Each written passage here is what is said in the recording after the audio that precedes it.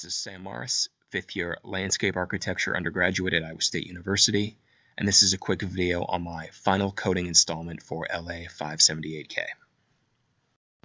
I have 5 stages of code to show you on screen. Start off with the 5th and final installment, which shows what the project looks like completed. A grid and plan view that operates under a series of constraints and variables that can change the size of the parking grid without distorting it. The first installment of my code gets the rows of the parking lot in place. It works with a for loop and an I incrementer here tied to the variable n rows in my draw lot function. Next installment of code sidestepped the row problem in favor of creating lanes or stalls like you'd expect a parking lot to have. This is pretty crudely done here. A series of for loops in sequence that increment along row, which is a division of the lot height and the number of rows, which here I've set to 7.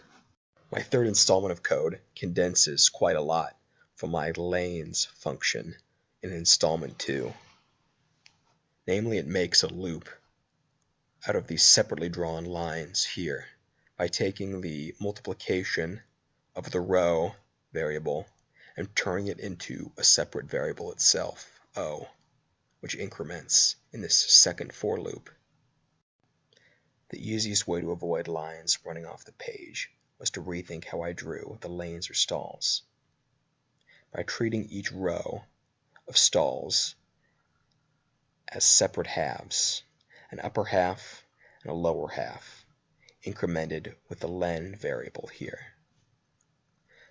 At the bottom of the loop, I could avoid the extra segment that stuck off the page. To avoid the distortion in the y-axis of the rows I described earlier in the iterations was to rethink the nRows variable here by treating it not as an integer as I had earlier,